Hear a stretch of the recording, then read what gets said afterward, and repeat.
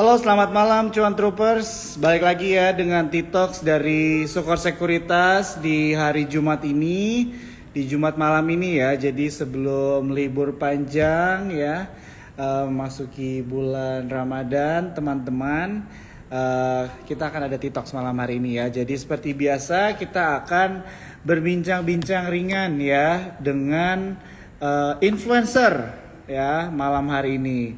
Selamat malam Vindi ya, selamat malam juga buat teman-teman Cuan Troopers yang lainnya. Ya, jadi T-Talks hari Jumat malam itu selalu spesial karena kita mau nge-recap selama 1 minggu ya, atau dari hari Senin begitu kan. Tentunya perjalanan kita nih buat para investor ataupun kalau kalian trader dari hari Senin sampai Jumat itu pasti kan ada naik turunnya ya. Dan juga mungkin ada strategi baru yang kalian lakukan selama 1 minggu ini. Dan juga mungkin ada beberapa saham yang kalian lepas. Atau mungkin ada saham-saham yang juga tertarik. Nah, ini buat teman-teman ya yang nonton malam hari ini boleh banget tanya-tanya ya langsung sama pembicara kita malam hari ini. Jadi malam hari ini kita ada Handi Irawan, dia adalah technical analyst dari Hot Community ya. Buat teman-teman kemarin kalau misalnya ada yang ikut Sukor Bootcamp 2024 ya, Sukor Bootcamp batch pertama nih. Ya, jadi Hot Community itu adalah salah satu sponsor ya. Sponsor yang memberikan ada membership gratis selama sebulan buat para pemenang bootcamp kemarin gitu ya. Jadi buat teman-teman nih kalau misalnya ada kemarin yang belum sempat ikut bootcamp Sukor, boleh nih ya.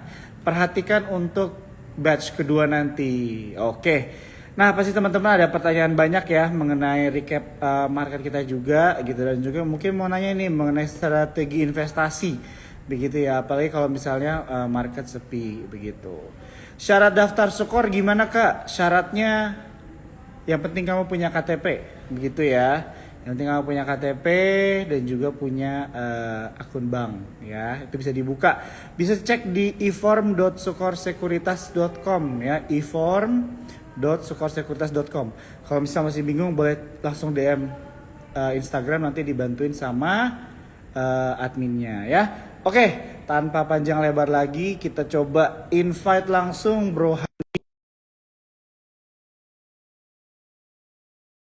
Mau say thank you nih sama Bro Handi nih kalau udah join karena dia udah jadi sponsor. Wih, bos. Wih, siap.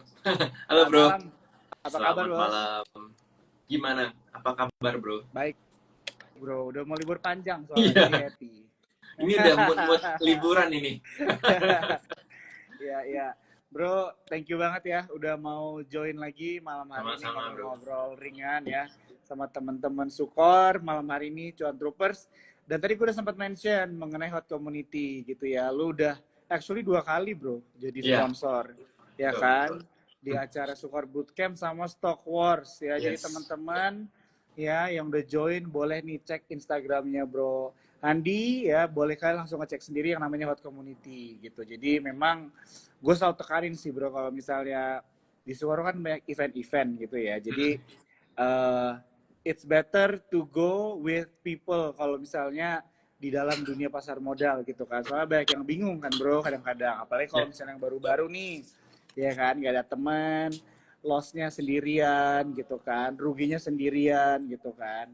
Kalau profit juga nggak tahu mau sharingnya sama siapa, gitu kan. Jadi ya gue mungkin teman-teman Cuan Troopers malam hari ini gue mau propose di sini ada Handi, dia salah satu orang yang kelola Hot Community juga, teman-teman boleh cek ya. Oke. Bro, jadi sebelum liburan panjang nih kita mau recap lah ya mengenai market nih selama 1 minggu gitu kan. Jadi hari ini gue lihat sih tadi naik ya 0,6 kalau nggak salah ya. Hari ini 0,11 tutupannya. Oh sorry 0,11 ya. Kalau 5 hari terakhir 0,6 ya apa 0,7? 5 mungkin kita anggap seminggu terakhir ya. Seminggu terakhir itu 0,96%. Oke. Dan hari ini ATH by the way. Oh, that's true. Yes, ATH sempat high-nya di 7416. Terakhir itu kita ATH itu di 7402. So hari ini ATH-nya hari ini pakai banking. Oh, menarik. Terutama BCA. Jadi kita boleh bahas-bahas dikit Yap, lah ya mengenai sektor yap. banking. Oke, jadi secara general aja dulu nih, what do you think mengenai market kita nih bro selama 1 minggu ini? Market selama seminggu mungkin lebih, kalau gue lihat mungkin selama 2 minggu ya. 2 minggu ini memang market itu lebih selektif, jadi cenderung lebih sepi. Sepi dalam artian marketnya itu enggak selalu, misalkan enggak cuma dalam 1 minggu tuh misalkan 2 hari sektor ini main terus, enggak. Jadi perubahan sektornya itu cepat banget. Jadi yang tadinya sektor ini naik, besoknya bisa berubah lagi. Yang tadinya sektor yang kemarin main, hari ini diem, atau mungkin 3 hari lagi baru main. Jadi rada marketnya lagi rada tricky. Kita likuiditas kita juga nggak terlalu gede, ya kan bro?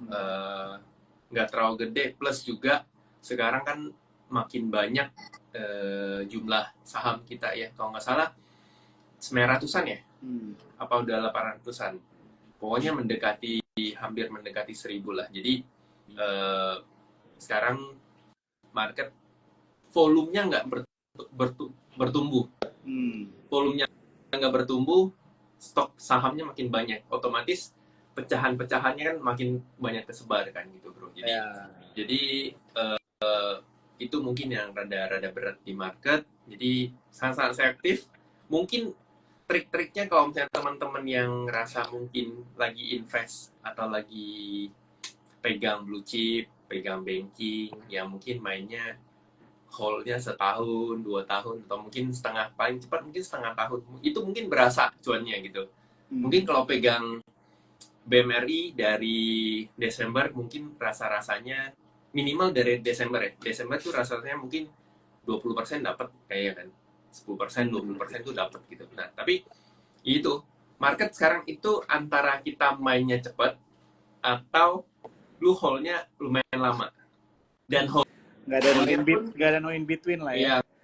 Nggak ada. Dan kalau lu pun hold-nya pun harus stok-stok yang selektif lah. Dalam artian yang masih punya story, yang fundamentalnya bagus, yang secara valuasinya murah ya gitu.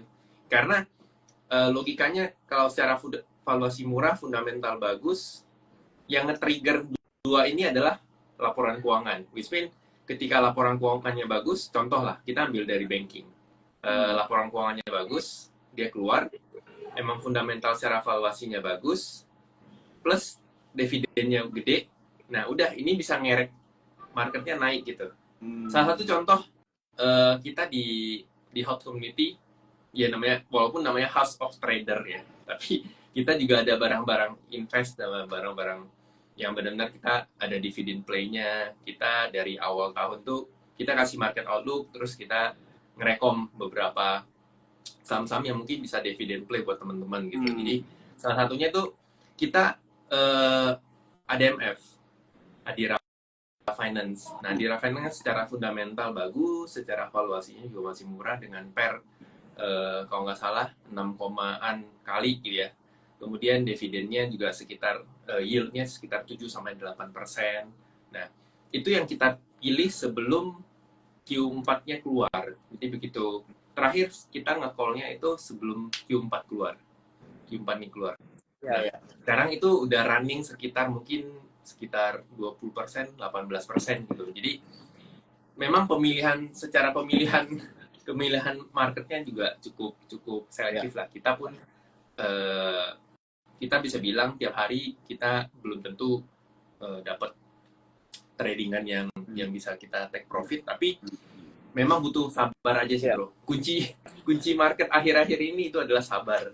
So gue lihat so far marketnya ATH ya, mudah-mudahan porto kita juga ikut all time high juga ya. Kalaupun masih belum all time high, minimal nggak minus dalam, itu juga udah bagus. Karena benar-benar market itu melatih kita untuk bersabar, belajar lebih banyak lagi. Bersabarnya bukan cuma bersabar untuk kapan cuannya, tapi bersabar untuk kapan entry-nya, kapan saya harus take profit, kapan saya harus cut loss gitu-gitu. Jadi benar-benar semua diajarin lah. Ini benar-benar 2 tahun untuk kita untuk belajar gitu. Ya, setuju banget ya bro ya. Jadi Hmm. emang mungkin mungkin lebih ke arah perubahan generasi juga kali ya bro ya. Yep. Maksudnya dengan semua yang instan itu kan jadi mungkin cara berpikir generasi sekarang tuh pengennya cepet gitu ya bro Yep. ya. Jadi mungkin orang-orang kayak Warren Buffett, Lo Keng Hong, Sabar sabar bro orangnya kan. ya. Ya kan? Tapi sekarang kita aja kalau ngelihat satu video loading di TikTok tuh nggak sabar langsung di swipe gitu kan. Jadi Bener. jadi mungkin Butuh tiga detik untuk kita memutuskan swipe atau kita masih nonton. iya. Jadi mungkin ya nggak tahu lah ya. Tapi mungkin Ya, maksudnya ya itulah tantangan juga kali ya buat generasi Gen Z lah ya bisa ya, dibilang generasi Z. Dimana memang kalau yang ya sebenarnya baik lagi sih ke strategi juga kali ya bro ya. Kalau kita trading, scalping juga ya memang harus cepet ya, gitu kan. Tapi kalau betul. misalnya kita memang mau jadi investor, ya kita memang harus bisa sabar sih, harus bisa hold setahun 2 tahun. Ya, Bahkan lucunya bro ya, gue nggak tahu nih lu setuju sama gue apa enggak. Cuma setahun 2 tahun itu buat investor yang cukup berumur, gue pernah tanya menurut mereka itu cepet bro. Buat oh kita iya setahun betul, 2 tahun itu hitungannya udah lama loh. Iya betul nggak betul. sih? Iya Karena kan? mereka tuh yang namanya investasi ya, kalau Iya. di bawah zaman 2020, terutama mungkin Iya. belasan ya. Mereka yang namanya investasi itu harus 4 tahun ke atas. Ah, iya, iya, Iya, iya, jadi iya, iya. setahun 2 tahun tuh juga mereka masih nganggapnya ya mungkin lu masih sedikit-sedikit ada tradingnya lah gitu.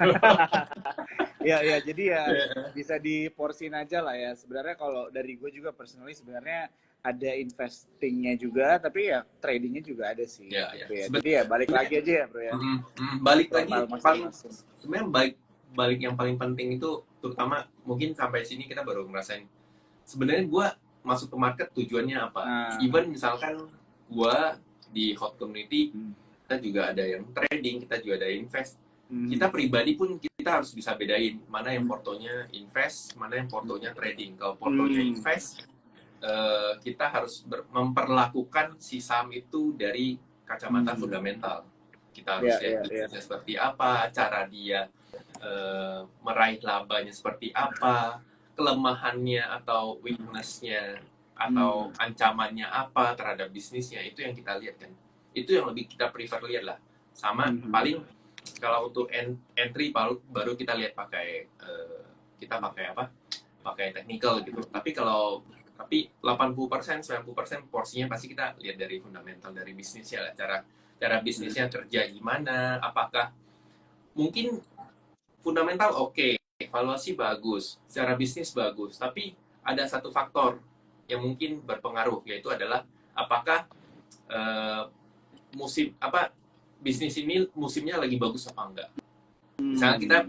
penjual durian nih, Ya, penjual durian di daerah lah. Kalau di Jakarta penjual duriannya kayaknya all season durian itu ada terus. iya, iya. Tapi kalau di daerah kan tunggu musimnya dulu. Nah, kayak kita kalau kita penjual durian di daerah gitu ya, yang harus kita tunggu adalah tunggu bulan-bulan ketika buah duriannya udah mulai matang, udah bisa dijual gitu kan. Otomatis kan begitu itu musim itu udah datang, profit kita pasti naik gitu Hmm, dibanding ketika kita masih nunggu. Nah, itu pun harus kita kesabaran mindsetnya kita itu pun harus kita terapin di ketika kita mau invest ya, gitu. Nah, beda cerita kalau misalkan kita mau trading, hmm, kita tradingnya ya kita harus berlaku sebagai seorang trader gitu hmm, loh, sebagai hmm. seorang pedagang. Ya, Jadi jadi menurut gue tuh di saham lu mau trading, lu mau invest itu tuh sah-sah aja karena dua-duanya tuh simbiosis mutualisme gitu. Jadi ya, ya, ya. jangan lagi udah masih gue nggak tahu sekarang masih ada perdebatan antara oh lu masih invest, oh lu masih trading gitu. Invest dong, saham itu harusnya invest. Tapi maksud gue gini, eh, satu saham kalau nggak ada tradernya juga nggak bisa nge-trigger harga itu naik, ya kan bro? Jadi dan begitu pun sebaliknya gitu loh, Hmm, nggak ada fundamental, trader itu nggak ada pegangan ya, gitu. ya, Jadi dua-duanya simbiosis mutualisme, kita ya, ya, nggak bisa jelek-jelekin lah ya, gitu ya, karena dua-duanya itu bergerak bareng kan. ya. Investor nggak ada trader juga susah, Hmm, siapa yang mau naikin harganya kayak gitu ya, kan. ya, Kayak gitu. Jadi ya balik lagi kita harus nentuin maksudnya di market ini seperti apa. mungkin kalau teman-teman yang baru masuk joinnya setelah COVID ya, atau disebut apa Angkatan sih, COVID. trader angkatan COVID ya, angkatan COVID. Mungkin saat ini kalian lagi belajar yang namanya, oke, gue harus memutuskan apakah gue trading atau gue invest. Kayak gitu. Ini saatnya belajar karena 2020, 2021 itu pas lagi zaman enaknya lah. Tapi kalau saat ini tuh adalah zaman dimana kalian belajar, kalian invest ilmu, kan Sukor ngadain apa Sukor Bootcamp gitu ya. Kemudian kemarin ada trading competition. Nah itu kalian bisa ikut gitu. Jadi belajar lebih dalam sebelum prepare nanti marketnya akan rally. Kan nggak selamanya market itu di bawah terus. Nggak selamanya kita sekarang lagi ngerasa susah banget trading gitu. Kan nggak. Nanti pasti ada momentum ketika trading tuh enak. Bahkan istilahnya monyet yang pencet buy aja bisa cuan gitu. Nah, itu ntar nanti ada momen itu. Nah, begitu momen itu datang, kalian udah punya ilmu, ya kalian udah bisa nyusun strategi. Bayangin kalau kalian masuk ke momentum marketnya lagi naik. Kalian belum ada ilmu. Nah, di momen marketnya lagi naik, kalian emang cuan, tapi kalian nggak tahu ini gue profitnya sampai mana, cara gue take profit gimana, cara gue harus average up lagi gimana, itu kan butuh ilmu. Nah, ilmu itu kalian belajar di saat kondisi market yang lagi nggak kemana-mana gitu loh. Kita harus kalian belajar. Jadi begitu nanti udah saatnya masa saham lagi bergerak ke atas, nah itu kalian udah punya ilmu, itu yang harus kalian manfaatkan. Betul. Iya. Setuju banget bro. Wah itu ya gue setuju banget ya. Jadi memang justru bisa dibilang sebenarnya di saat market lagi naik ke atas itu nggak butuh ilmu juga kali ya bro ya. Nggak butuh ilmu ya. Benar. Kan? Tapi nanti pas udah mulai turunnya lagi ya, siklusnya kan begitu ya. Nah di situ tuh kelihatan yang berilmu sama yang enggak kan bro. Iya. Baru kelihatan. Betul. Karena namanya manusia itu pasti ada greedy. Ya nafsu lah itu pasti ada. Nah, untuk ngontrol nafsu itu saatnya, untuk memutuskan saatnya gue harus cut loss, gue harus take profit atau belum, itu kan butuh ilmu, butuh logika, butuh kecerdasan lah gitu. Bahkan kalau nggak salah di rabarnya kita sama Sukor di tahun lalu, itu saya sempat share kok soal psikologi trading, kenapa orang yang jago analisa aja, tapi itu belum bisa menentukan. Orang nih, ada satu orang jago banget analisa, tapi belum tentu si orang ini jago ketika disuruh trading. Karena begitu orang itu trading dengan uang yang real, dengan duit yang real, itu ada emosi, ada psikologi, ada mental yang terlibat. Tapi ketika mereka analisa itu mereka nggak melibatkan mental sama beban. Nah itu yang ngebedain gitu. Nah makanya next harusnya nanti kalau misalnya kita ada live trade bareng ya, Trabar gitu di Jakarta, nanti teman-teman bisa ikut. Ntar saya bakal share soal itu. Gue baru mention lagi, ini terakhir Trabar kita bareng tahun lalu bro. Tahun lalu kan? Iya. 2024 kita masih belum. Harus disegerakan ini ya berarti. Nanti kemarin Bro Daniel udah ada kode-kode. Oke bro, nanti kita trading bareng lagi. Oh siap. Ya. Oke. Ya jadi menarik ya teman-teman ya. Jadi memang di saat market seperti ini ya disinilah ya kita sama-sama belajar juga begitu kan. Karena memang dari dulu sih ini udah berkali-kali sih sebenarnya gue bilang di TikTok bahwa orang yang gue respect di pasar modal itu orang yang lama bro, jadi yang bisa survive gitu kan. Karena menurut gue orang yang udah survive lama biasanya yang berilmu ya menurut gue gitu kan. Jadi ya balik lagi ya dengan strategi yang tadi udah lu mention juga gitu kan, bahwa kita emang harus terus tetap belajar ya teman-teman. Salah satunya adalah dengan masuk ke dalam komunitas-komunitas yang ada begitu ya teman-teman ya. Jadi memang kadang-kadang kalau kita belajar sendiri mungkin lebih susah, mungkin jadinya lebih lama. Tapi kalau kita bareng-bareng sama komunitas kan jadi lebih cepat begitu ya. Oke, nih gue ngobrol sama lu seru banget sampai jadi kejauhan. Gue mau mundur dikit, boleh nggak nih bro? Mundur dikit. Boleh. Nah, jadi kan kita bahas tentang market sepi nih bro. Kira-kira menurut lo ada sentimen apa nih bro? Kira-kira kenapa market bisa sepi gitu? Soalnya kalau misalnya kita mau bahas dikit juga kan Bitcoin lagi rame nih, Ya. ya kan? Apakah apakah gitu kan? Apakah sudah mulai pivot kan? Kalau gua nggak tahu bener apa enggak ya. Biasanya kalau ekonomi udah mulai membaik tuh orang biasanya udah mulai berani ke Bitcoin tuh bro, gitu kan? Pas kemarin tuh 2000 pas COVID lah Iya, hancur iya. gitu kan? Karena nggak ada underlying asetnya, orang belum ngerti dan sebagainya, cabut. Nah sekarang udah mulai kan, ya nggak tahu ya, katanya 2024 harusnya tahunnya lah ya kita balik dan sebagainya, tapi ya tahun lalu juga dibilangnya gitu, cuma kan belum, jadi nggak tahu juga nih mana yang benar. So basically what do you think lah about market sekarang, kenapa bisa dibilang sepi gitu? Tanggapan lo apa nih secara opini lo aja?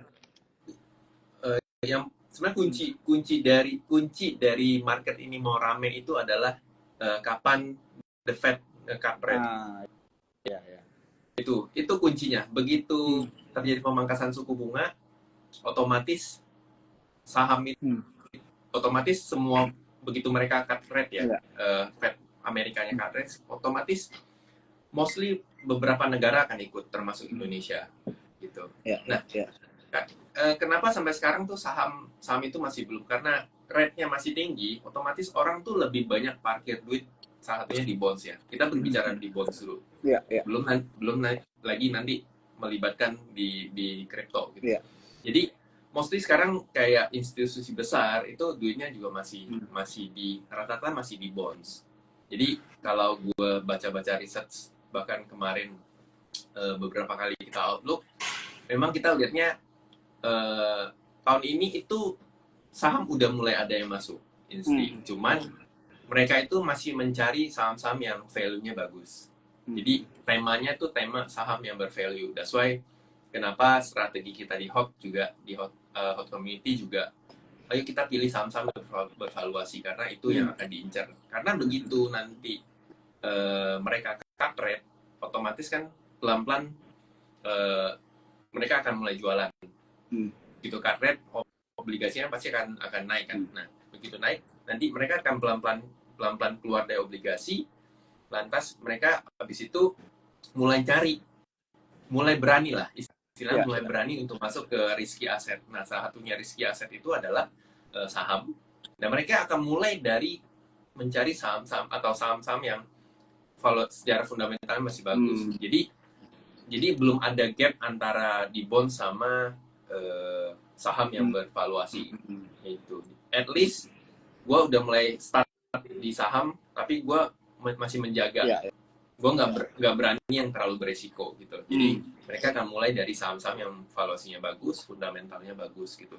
Nah, salah satunya contoh kelihatannya dari mana? Kelihatannya dari banking kita, blue chip BCA, BRI, Mandiri, BNI. Nah itu kan kelihatan.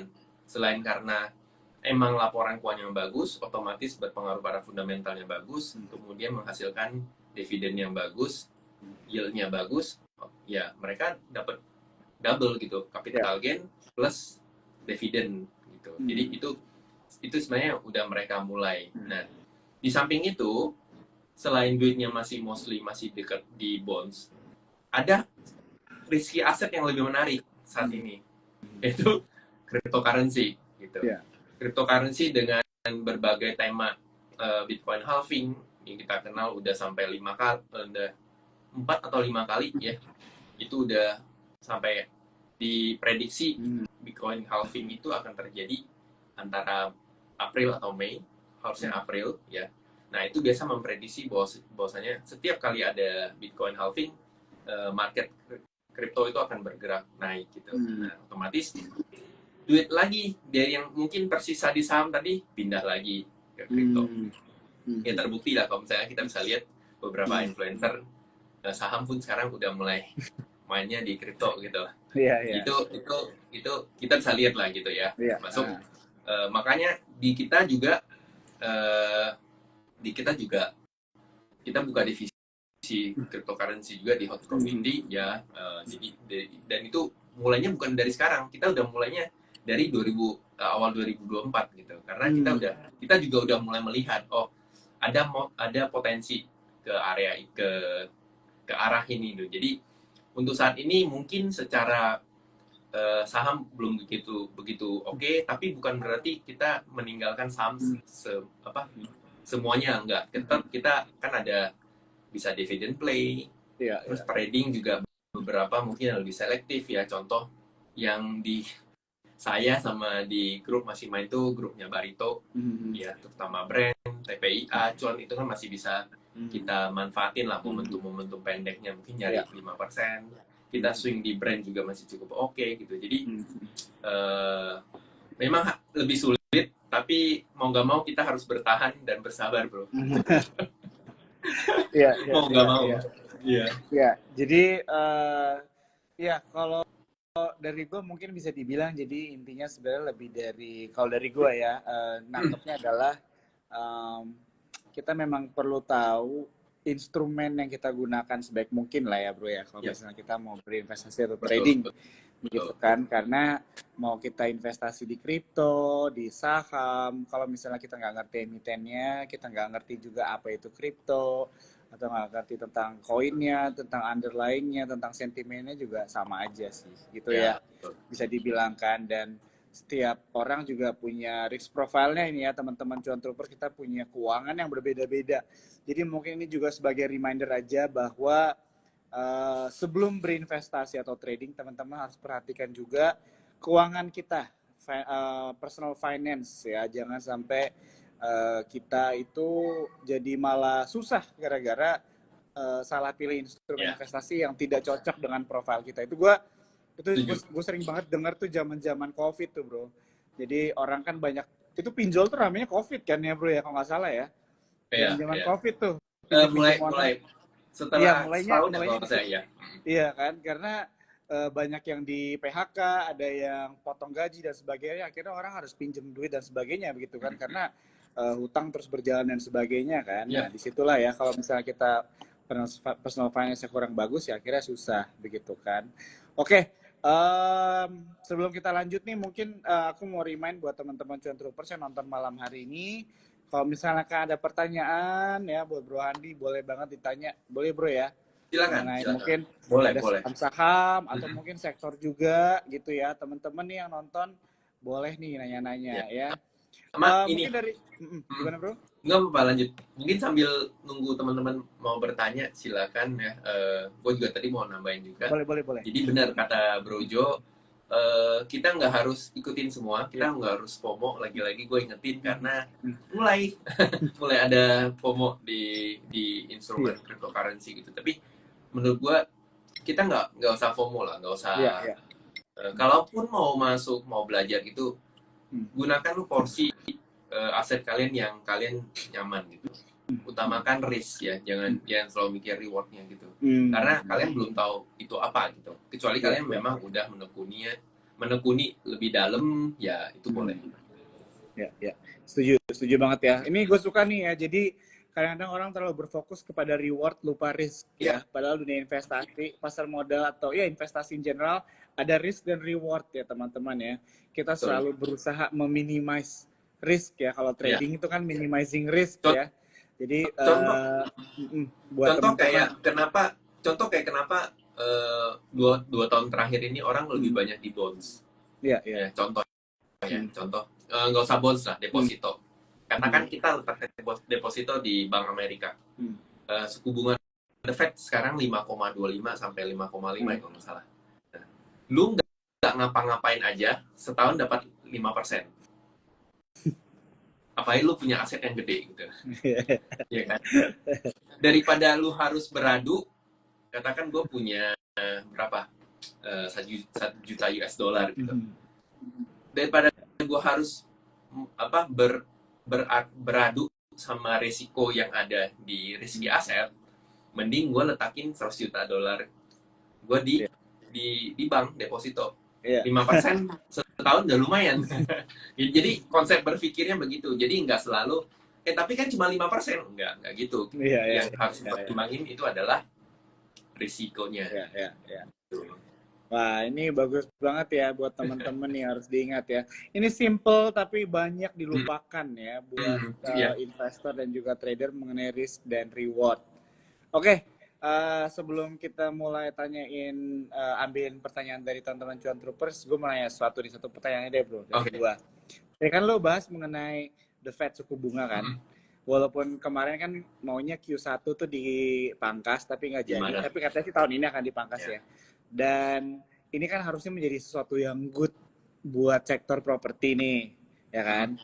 Kan di Hot Community, setahu gue kalian suka ada inilah ya, ada rekomendasi gitu-gitu kan, ya betul. ngeliat-ngeliat valuasi mana yang Hmm, hmm, bagus. hmm. Nah, dari sektor properti menurut lu jagoan lu yang mana nih bro? Kalau misalnya memang nanti ada hembusan cuan ke sektor properti nih, kira-kira emiten mana nih yang paling menguntungkan? Kak, Disclaimer ya teman-teman yang nonton ya. sebelumnya disclaimer, Hmm. tapi di kita tuh sebenarnya biasanya ya, walaupun Hmm. sebenarnya kita belum belum Ya, nge-call, jujur ya. kita masih belum nge-call properti Hmm. gitu, karena Hmm. menurut kita mungkin properti akan kelihatan mungkin dekat-dekat jelang seperti yang tadi lu bilang. Ya, Harusnya kan Maret ya, ya. awal-awal kan diprediksi kalau Hmm. dari CMA Fed Watch Tool-nya kan Hmm. Maret Ya, 2024. Kemudian diundur ya. jadi ke Juni. Jadi saat ini tuh kalau nggak salah gue lihat CMA Watch Tool-nya terakhir itu adalah di Juni, itu sekitar 55% lah Hmm. kemungkinan mereka memprediksi bahwa The Fed akan mulai memangkas tingkat suku bunga. Hmm. Cuman gue masih belum gitu yakin, Hmm. belum begitu yakin ya, karena gue takutnya The Fed itu akan mengulur. Hmm. Kan sebenarnya ini ada momen yang mereka mepet lah. Kalau Ya, mereka nggak cut rate, otomatis mereka akan timbul resesi. Jadi semakin jelek data ekonominya mereka, ya. itu makin mempressure mereka untuk cut rate. Hmm. Karena kalau data ekonominya makin anjlok, itu otomatis akan resesi. Bahkan Ya. beberapa riset kayak BlackRock, Morgan Stanley, itu mereka memprediksikan ada mild recession khususnya di Ya. Amerika gitu. Ya itu karena mau nggak mau saat ini tuh The Fed cenderung lebih kepepet lah, karena kalau ekonominya makin jelek kan sebenarnya market sekarang itu naik karena sentimen, salah satunya mungkin kalau Nasdaq itu adalah Nvidia. Nvidia dengan AI-nya kan, itu yang nge-trigger marketnya, mereka masih cukup kuat gitu. Nah, begitu The Fed-nya mulai mepet dengan kondisi ekonominya mereka, otomatis mau nggak mau mereka harus cut rate, karena kalau nggak mereka akan jatuh lagi ke resesi. Itu satu. Kemudian gimana pun tahun ini tahun mereka untuk mereka masih ada pemilu ya kalau nggak salah, Ya, November. betul. Nah, itu kan juga akan berpengaruh juga. Jadi gua rasa kalau enggak Juni pun harusnya Q4 mereka akan cut rate. Paling gua ngelihatnya paling jauh itu Q4 baru akan cut rate. Dan begitu cut rate, begitu mulai ada udah isunya udah kuat untuk pemangkasan suku bunga, otomatis kita akan kelihatan sektor properti salah satunya yang mungkin properti dan tech itu pasti akan bergerak. Tapi kalau lu nanya gue, kalau misalnya nanti kemungkinan milih apa, gue mikirnya akan milih SMRA, CTRA, sama BSD. Itu menurut gue properti masih cukup oke. Dan pilihan satu lagi yang mungkin lebih volatilitas itu adalah PANI. PANI ya. Oh iya. PANI. Ya, itu masih cukup menarik. Karena di samping itu masih ada, saya rasa proyeknya PANI itu masih ada, masih cukup bagus sih. Gitu bro. Oke.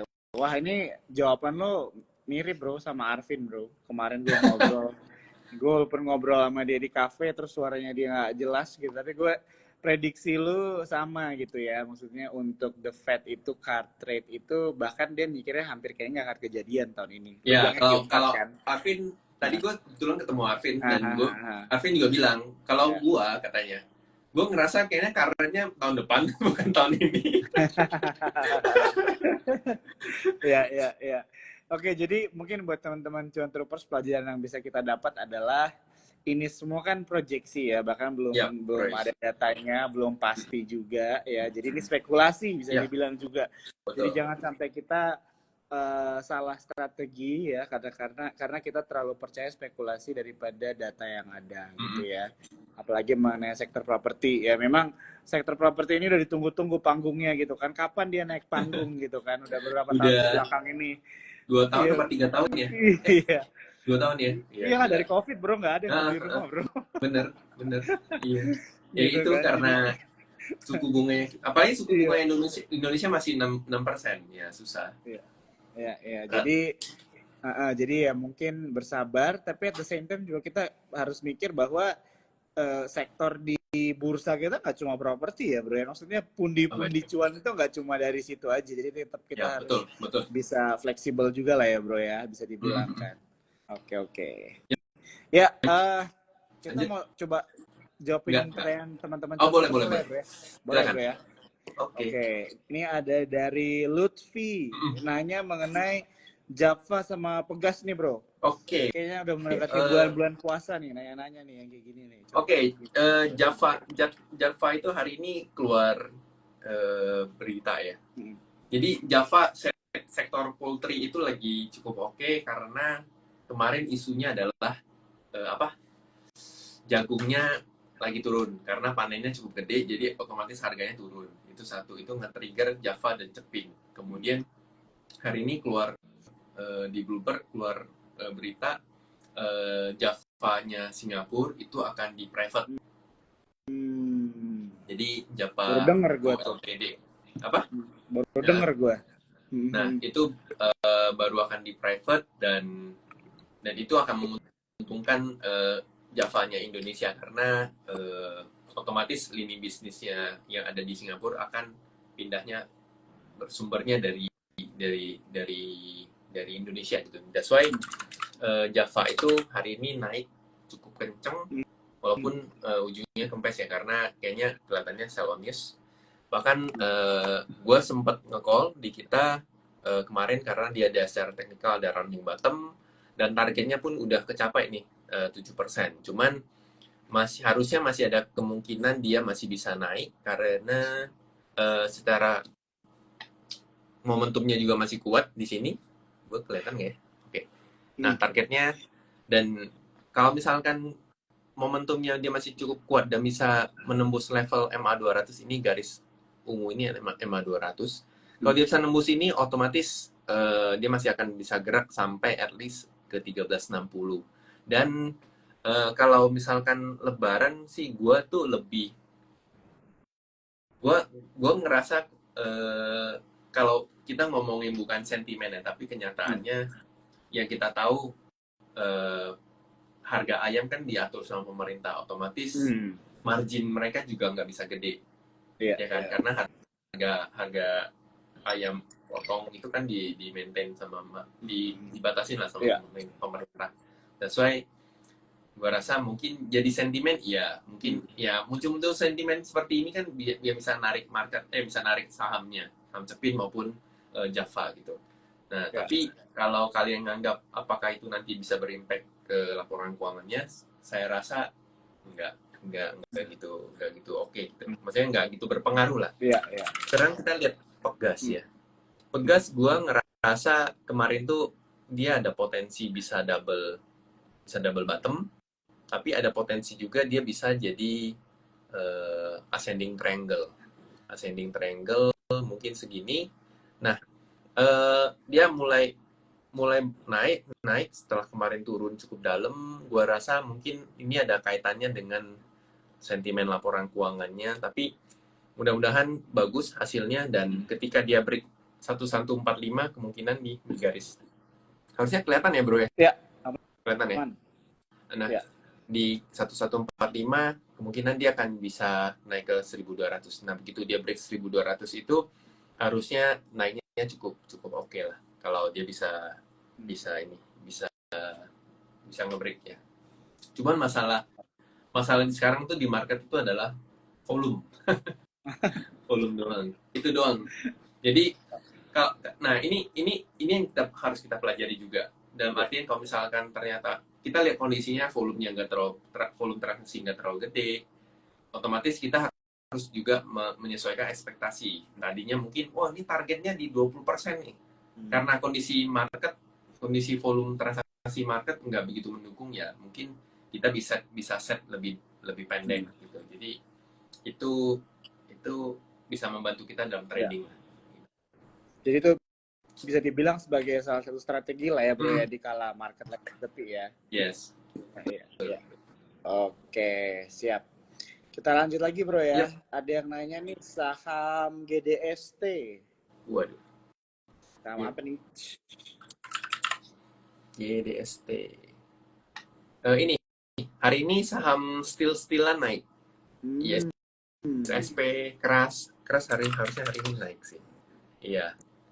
Keras Krakatau Steel, ISSP, termasuk si GDST juga naik. Cuman GDST hari ini dia gap up plus dia naik.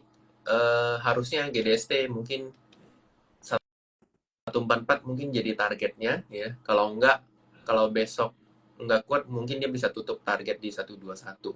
So far momentumnya ada, volumenya hari ini juga ada, harusnya 138 sampai 143 mungkin itu jadi target pertamanya dulu sih. Kayak gitu. Oke, siap. Yep. Oke, ya coba lagi Kayak gitu. ya. Oke, untuk yang GDST udah dijawab ya. Oke, nah ini menarik nih. Digital nih bro, what do you think? Arto nih sama Mtek bro. Arto, oke. Arto menarik. Hari ini gue liatnya Arto itu boleh diperhatiin kalau dia turun di sekitar 2730, 2720. Ini kayaknya gue naikin dikit deh. Nah, Arto 2770, 2720, 2750 itu mungkin jadi area akumulasinya karena harusnya dia bisa membentuk sedikit seperti cup and handle ya, mungkin secara teknikalnya. Jadi ada, kalaupun dia nggak bentuk cup and handle, mungkin bisa jadi double bottom 2520, cuman mudah-mudahan dia bisa mantul dari 2720 dengan target di sekitar 3300. Jadi ada potensi Arto ya. Jadi itu boleh diperhatiin juga untuk Arto, boleh buy on weakness di dekat 2720. Kemudian MTEK ruangan pergerakannya agak sempit. Ini juga gue sempat punya, tapi memang masih loss. Dia ada sedikit mini falling wedge ya. Breakoutnya di level 474, targetnya itu ada di sekitar 500 untuk sementara ini. Jadi kita cuma butuh momentumnya sih. Kalau tech itu ketarik sama Goto sih soalnya. Naiknya ketarik Goto, turunnya juga ketarik Goto. Kan Goto beberapa seminggu ini kan ada sentimen kan, banyak sentimen. Jadi tech-nya ketarik itu sih. Ini juga sama sih bro. Grup MTech itu udah lama juga nggak main. Kalau nggak salah udah hampir 2 tahun kan. Iya. Bayangin aja dulu MTech di harga 3.000, sekarang di 500-an. Crazy ya itu ya. Crazy. Wah, emang luar biasa sih ya. Emang harus diperhatiin juga sih sahamnya time to time ya teman-teman ya. Oke, Goto tuh sekarang harganya berapa ya bro? Goto hari ini turun ke level 70. Kemarin penurunan target lewat dikit sampai 63, harusnya di sekitar 65. Nah, harusnya dia akan konsolidasi di level 65 sampai 75 lah. Ini mungkin jadi area geraknya Goto 65 sampai 75. So far sih gitu sih. Gue kalau ngeliat Goto tuh kadang-kadang kalau udah mau deket-deket 50 tuh suka tiba-tiba jump sendiri loh. Benar. Iya kan? Pokoknya kalau udah dekat-dekat 50, mendekati 60, nah itu biasa boleh disclaimer. Disclaimer on. Jajan aja tapi biasa. Iya, benar. Yep. Oke, sip. Thank you ya, bro. Udah dijawab pertanyaannya Dita Putri, Arto dan MTech. Ini ada pertanyaan dari Ari Nugroho. MDKA Martins nih bro, Oke. gimana what do you think? MDKA Ya. MDKA bosnya lagi rugi. Enggak lah. MDKA gue nggak tahu di saat kita tahu golnya naiknya cukup kencang ya. SAU SD-nya udah naik 2171. Gila. Ini SAU iya kan gila banget loh. Serem banget. Tapi MDK-nya nggak gerak gitu. Nah, masanya Ya. masih kalau gue lihat MDK tuh masih cukup ada seller ya. Jadi masih akan berat. Mungkin dia akan konfirmasi kalau dia belok di garis ini itu 2430, 2440. Begitu dia belok gini, mungkin dia baru akan naik. So far ya kemarin udah patah di sini. Ini sih target dari pattern ini ya. Cuman dia sudah sempat belok, yang mudah-mudahan bisa naik di atas ini. Kalau enggak ya cukup berat gitu. Itu untuk MDKA. Teams gue nggak tahu. Jujur gue nggak tahu ada sentimen apa. Cuman memang hari ini hampir arak tadi si Timah.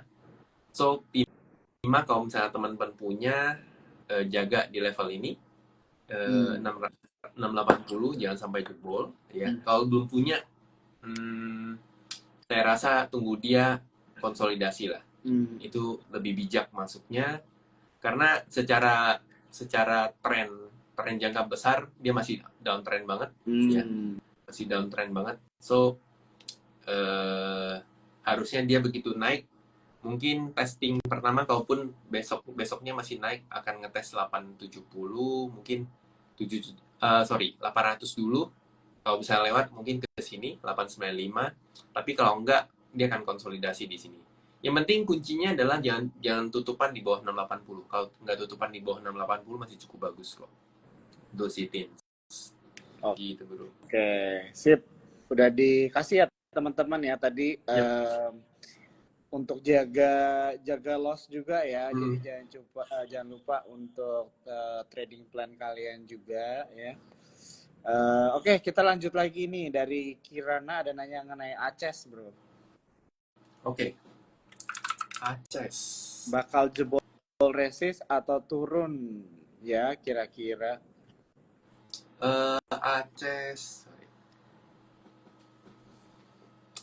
kemarin naik dari sini di Januari udah capai target, bahkan dia udah turun tapi masih naik lagi.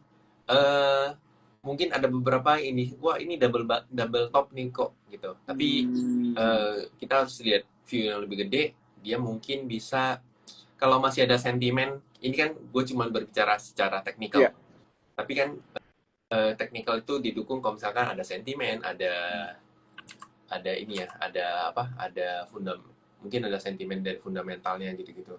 Nah, kemungkinan dia ada cup and handle yang cukup gede dengan masa konsolidasinya itu dari Oktober 2023 sampai sekarang itu Maret 2024. Jadi ada berapa bulan ya? Ada 4 bulan ya, 4 bulan paling 5 bulan gitu. Nah, harusnya kalau misalkan dia nanti bisa break di atas 865 atau mungkin 880, dia mungkin akan akan mulai bergerak ke atas. Targetnya ada di sekitar 1050. Nah, untuk mencapai target itu ya yang pertama kuncinya adalah dia harus break out dulu 875 880. Kalau enggak waktunya akan susah. Nah, kita lihat jangka pendeknya. Jangka pendeknya dia masih volumenya nggak gitu besar.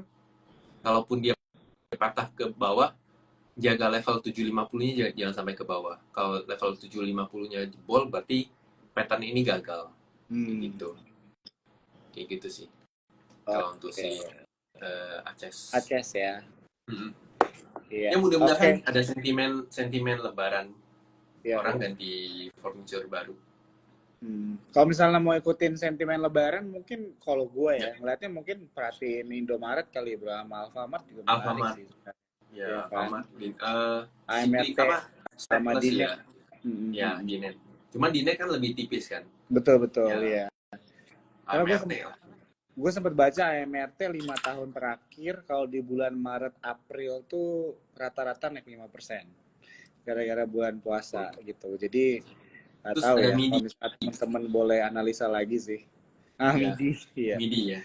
iya, iya. MIDI itu juga oke kok. Lawson. Oke. Ini ada yang nanya lagi bro dari Mr. Vin 123. Antam gimana nih kira-kira? Antam. Malah Antam lebih menarik saat ini dibanding NDKA. Nah, Antam Oke. tuh cuma kuncinya satu, dia harus break up di level 1600. Hmm. Kalau enggak mungkin dia akan konsolidasi lagi, tapi kalau dia bisa break out di 650, 1600, maka targetnya ada di sekitar sampai mendekati 1800 lah di area ini. Ini dia kemarin turun-turun udah cukup sampai di targetnya di sekitar 1400. Kemudian dia mulai berbelok arah, harusnya dengan dua volume yang cukup gede beberapa Mhm. hari ini harusnya mungkin bisa break dengan sentimen mungkin emas juga cukup berpengaruh lah kayak gitu. Jadi Mhm. harusnya kuncinya dia harus break 1600, kalau nggak break 1600 dia agak susah untuk si Antam. Oke, satu pertanyaan lagi ya Ya, bro ya sebelum kita tutup silakan bro. aja kita Aman. malam hari ini ada dari Raharjo nih nanya.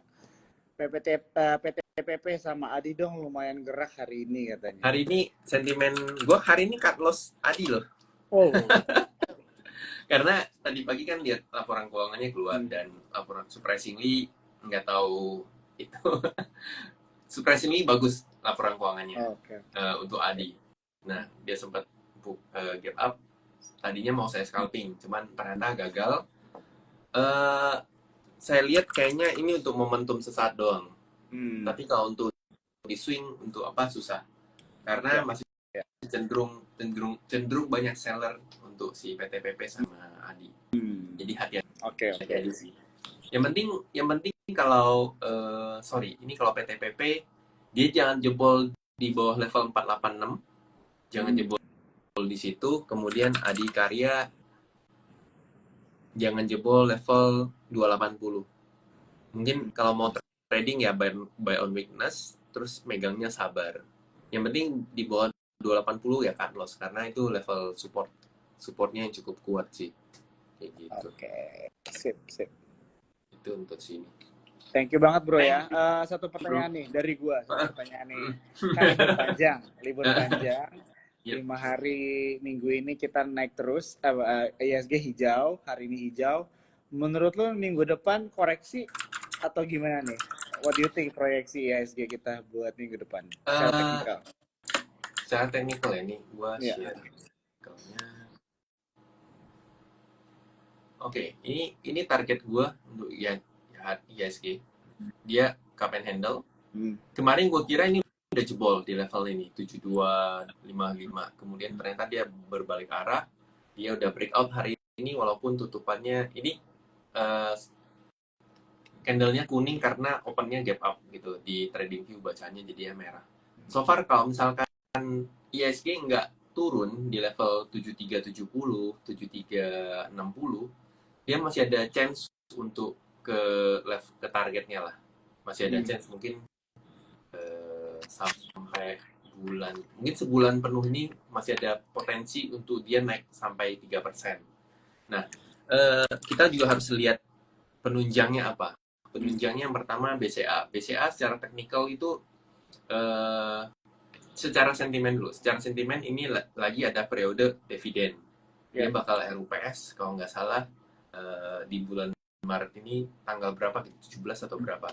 Nah, berarti secara fundamental dia lagi ada sentimen terkait dividen.